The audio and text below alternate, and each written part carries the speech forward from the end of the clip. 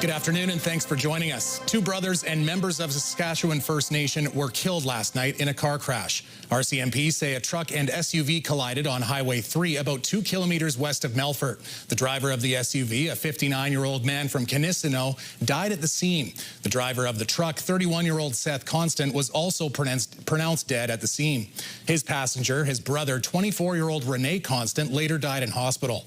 The brothers were part of Constant Reminder, a family band formed with their other two brothers. In a statement, the James Smith Cree Nation said it's heartbroken by the loss, adding that their legacy will live on through their music. The crash is under investigation by RCMP. RCMP have also identified a pedestrian killed east of Nipawin as a man who had been reported missing. 30-year-old Courtnall Flett from the Shoal Lake Cree Nation was walking along Highway 55 near Nipawin at 6 o'clock in the morning of October 2nd when he was hit by a vehicle. He died at the scene and the driver remained at the scene of the collision. Flett had been reported missing and was last seen October 2nd, the morning he was hit. A 30-year-old woman has died following a rollover on Highway 4 south of the Battlefords. It happened yesterday morning just after 7 o'clock. The woman died at the scene. 4 others were taken to hospital with non-life-threatening injuries. Another was taken to hospital by Stars with serious injuries. A high-profile manslaughter trial in Saskatoon has been adjourned until after Thanksgiving. 47-year-old Roderick Sutherland has pleaded not guilty to manslaughter, unlawful confinement, and offering an indignity to human remains in the death of 30-year-old Megan Gallagher. Court heard Gallagher was inside a Weldon Avenue garage, while restrained to a chair. This week, the lead investigator and people who were in the garage testified. 9 people were charged in connection to Gallagher's death. Sutherland is the last to stand trial, lifting the publication ban on details of the homicide. The trial resumes on Tuesday.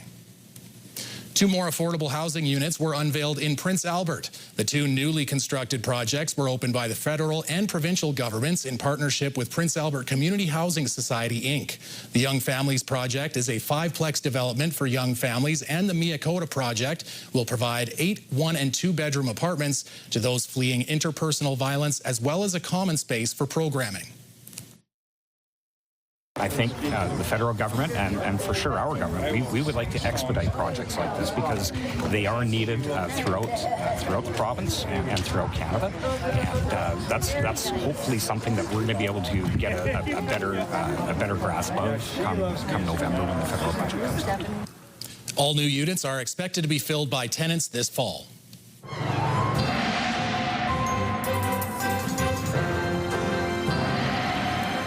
All right, Jeff, long weekend weather forecast. What do we got? Well, pretty much as advertised. Nothing has really changed in the forecast, John. We are anticipating a day tomorrow that is much like today, warmer than seasonal by a long shot, and then temperatures drop like right off a cliff because we do have some cold temperatures coming in. So some cold Arctic air moving down, some moisture moving up from the States, and that's going to collide in particular areas of southern Saskatchewan. So we're anticipating a little bit of rain-snow mix in southern Saskatchewan. Some of that precipitation may get as far north as Prince Albert on Sunday, and we'll talk about that later on.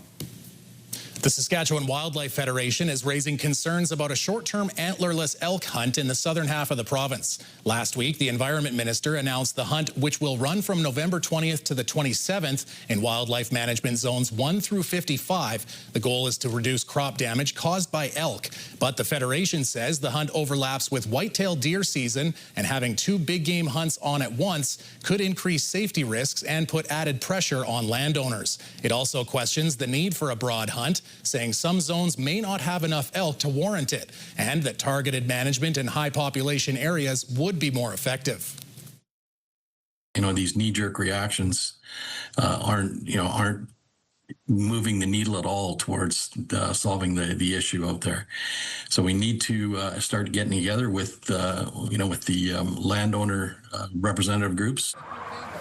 The Ministry of Environment says it will review the results of the hunt and use them to guide future decisions. It says in recent years, the ministry and Saskatchewan Crop Insurance have received a higher volume of complaints and requests for compensation due to elk.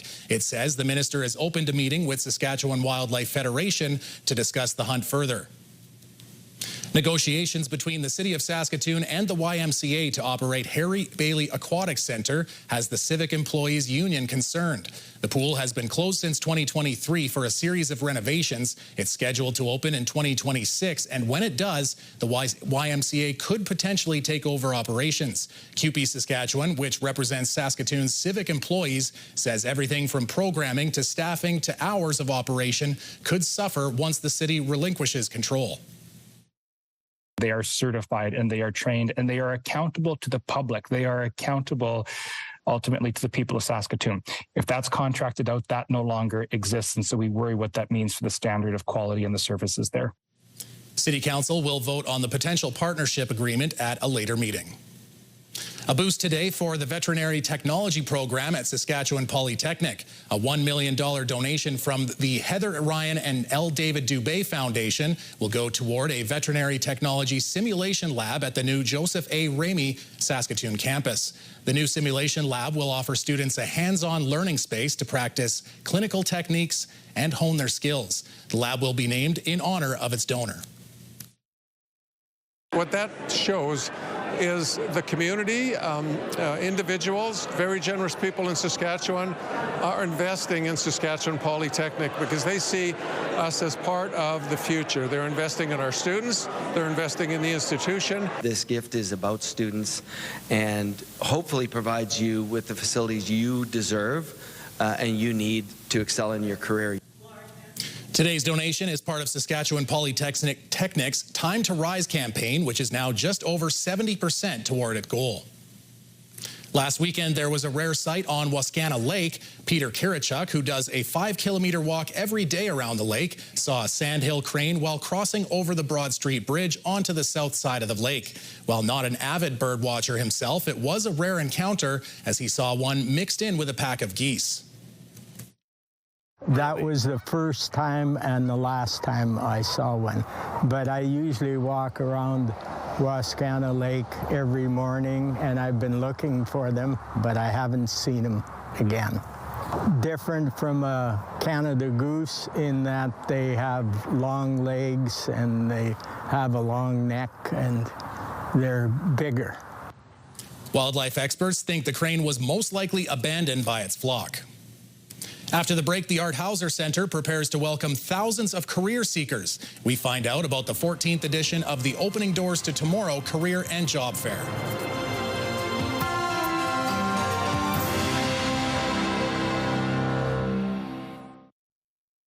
The Opening Doors to Tomorrow Career and Job Fair is taking place next week at the Art Hauser Centre, and I'm joined by Corrine Schweer, the Sask Rivers Public School Division, and you guys are getting ready for this big event, and big is definitely the word because did I count there were at least a few dozen, maybe as many as 80 displayers for this one? Yes, that's right. We're really excited again this year. This is the 14th annual Opening Doors to Tomorrow Career Fair, and we do have right now, our last count was 85 displayers, so that's very exciting for us. Excellent. And so that takes place right down at the Art Hauser Centre. And boy, I was looking too at the number of schools and students that were going. But before we get to that, this obviously wouldn't be taking place without some pretty important partners coming together and putting this together. So can you tell us a little bit about how this event gets put together and who are the big players? Yes, for sure. We're a committee of 5 organizations. So it's Saskatchewan Rivers Public School Division, the Prince Albert Catholic School Division, Saskatchewan Polytechnic, Saskatchewan Health Authority, and Prince Albert and District Community Futures. So those are the 5 main organizers of the event. That's the committee that comes together to plan this each year. And so once the event takes place, and I think it was a 9 o'clock start, you've got the doors open and all these students and not just students. Actually, you mentioned that this is open for just the public. If you want to be employed or you want to look for a gainful employment or a new career, this is the place to go, and you don't have to be a student. That's exactly right. Yeah, each year there's over 3,000 students that attend the fair throughout the course of the day. So that's the schools within Saskatchewan Rivers Public School Division and Prince Albert Catholic School Division, as well as a few others. And then it is open to the public throughout the day. The displayers, it's a number of interactive and exciting displayers from post-secondary to employment opportunities. And so attendees can come and gather information, but they also could potentially walk away employed. Well, and that's what you had mentioned is don't just show up, wearing sweatpants or something like that, because this could be the place where a job could get handed out. So that's one of the things I wanted to check is if you are a student or a visitor of this event, what are some things to remember or things that you might want to bring that'll make you, one, look great, and two, be able to take in all of the different displays that are there? Yeah, I think exactly like you said, coming dressed to impress, if that's what you're hoping to do.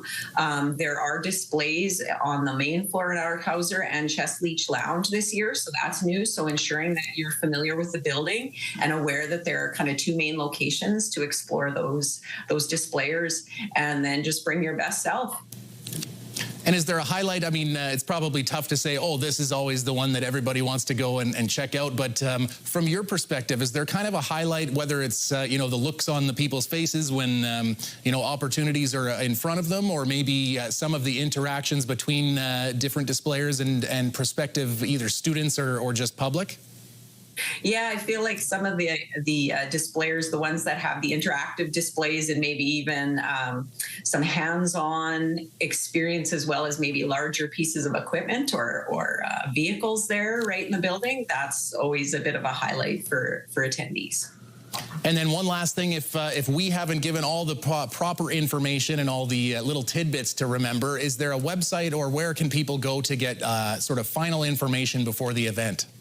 Yeah, for sure. And actually, the website also has the list of displayers. So if there's somewhere specific, something specific people want to look for, they could check that list. You can always just Google Opening Doors to Tomorrow Career Fair and you'll likely see it. But it's at OD2T career-jobfair.ca. And that's like the Opening Doors to Tomorrow. So that's how they can get more information. Excellent. Well, again, that's Corrine Schweer, Sask Rivers Public School Division, talking about the Opening Doors to Tomorrow Career Fair. That's going to take place Wednesday, October 15th from 9 to 3 at the Arthauser Center. And Corrine, thanks so much for joining us. Yes, thank you for your interest in the event. Jeff has your long weekend weather forecast coming right after the break. And later, researchers begin a medical trial in search of a new treatment for kidney cancer.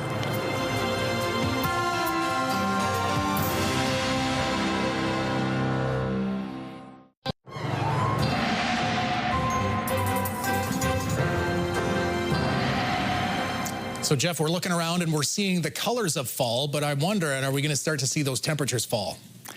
You know it. Yes, Sunday's the big day. Be there, like we could be someplace else. I guess some people might be. They might fly away to other parts of Canada, which will be a little warmer, and that includes Ontario and Quebec and parts of Atlantic Canada. It'll be a little warmer out in Canada's west coast as well, but we do expect that to be, well, a bit on the soggier side of things. But ultimately, pretty quiet conditions across the prairie provinces for a while. Things are going to start changing as a low shows up in parts of British Columbia and starts making its way up through Alberta into northern Saskatchewan, and a cold front that's associated with it is really going to start changing things, and we'll talk about those changes in just a bit. Let's take a look at our computer modeling, and as you can see, those pressure lines starting to get a little closer together. Not big time windy, but a noticeable breeze, let's say that much. As we take a look at the active weather, that low pressure area that I talked about, you can certainly see it migrating through Alberta into northern Saskatchewan. That's where we expect to see mostly rain. Now, there could be a little bit of a rain-snow mix there,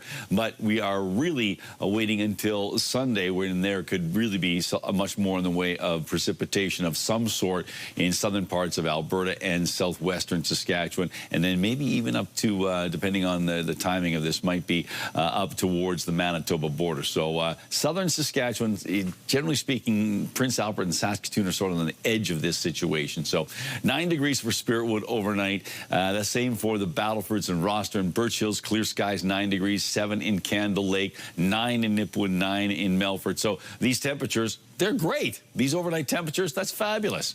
As we take a look at tomorrow, more fabulous temperatures. 20 degrees in Spiritwood, 21 in the Battlefords, 22 in Candle Lake under mainly cloudy skies. Similar sky conditions for Birch Hills with a high of 23 degrees, mainly cloudy, and 22 in Rostern, mainly cloudy, and 23 degrees in Nipawin and Melfort. So a warm day in store for many parts of Saskatchewan, including the Prince Albert area. So let's take a look at tonight for PA and details. Well, we're looking at clear skies tonight, winds out of the south at 15, but the overnight temperature 7 degrees. That's not bad at all. Then tomorrow, 22 big degrees, mainly cloudy skies. Those temperatures are about 8 or 9 degrees above seasonal values, so that's quite warm for this time of October. And then, well, then things change. We've got ourselves possibility of some showers. As I said, you know, Prince Albert is sort of on the edge of that system as it migrates through our province. And then on holiday Monday, mainly cloudy skies, 4 degrees, slowly warming up. Tuesday, 7, 10 on Wednesday, 11 on Thursday, and Friday, 10 degrees. Those temperatures are just a little bit below seasonal, but certainly it's nice to see them back into the double digits starting on Wednesday. Should move that little icon with the leaf and move that to Saturday. Get all your leaf raking done on Saturday and then be done with it for the rest of the winter. Yeah, good luck with that, yeah. Yeah.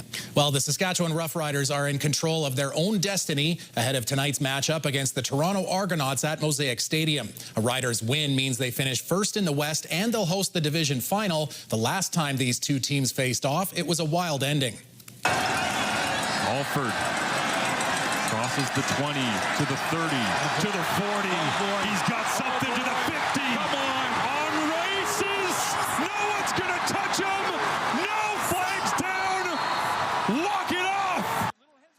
Mario Alford touchdown gave the Riders a 39-32 win. Alford's been out of the lineup the last few games, though, with a hip injury, but he does draw back into the lineup tonight. Devon Campbell is out, and so is Roland Milligan Jr. Toronto has a few injuries, including quarterback Nick Arbuckle, and that means backup quarterback Jared Doege comes in after throwing 4 picks last week against Hamilton. And the Blue Jays will learn who they'll play in the American League Championship Series tonight. The 1-0. Breaking ball lifted to right. This home run helped the Tigers even the series at 2 games apiece. Now Detroit and Seattle face off in the deciding Game 5 tonight. The winner has a date in Toronto on Sunday night at 8 Eastern. Do you have a community event you would like to promote? Or maybe you'd like to draw attention to your organization. Let your local CTV station help you spread the word. Contact us at 306-922-6020 or email panews@ctv.ca. You can appear on CTV Prince Albert's News at 5 and get your message to our viewers.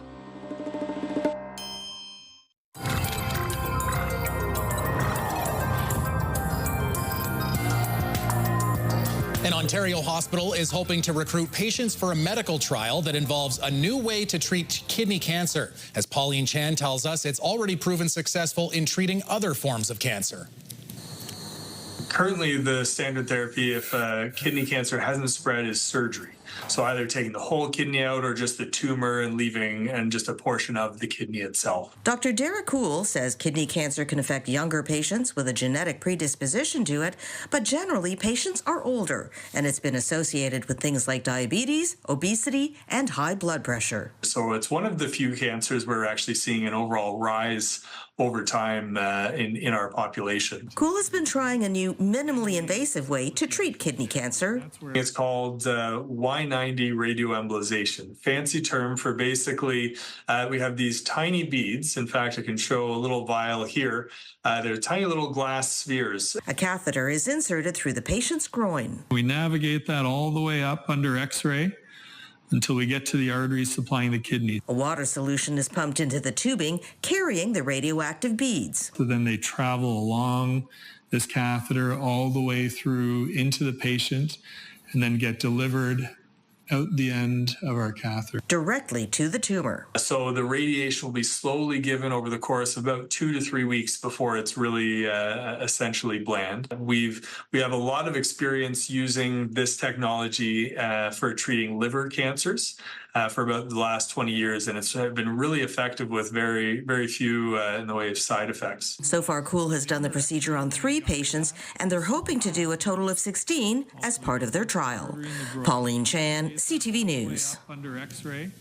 Health Canada is issuing a recall for a laser toy for your pets. The agency determined after some tests that the Ginibbi LED pointer poses a risk of permanent eye injury. Nearly 4,000 of the laser pointers were sold in Canada through Amazon, but it has since been removed from the online store. Health Canada says you should dispose of it as you would with other electronic waste. There have been no reports of injuries so far.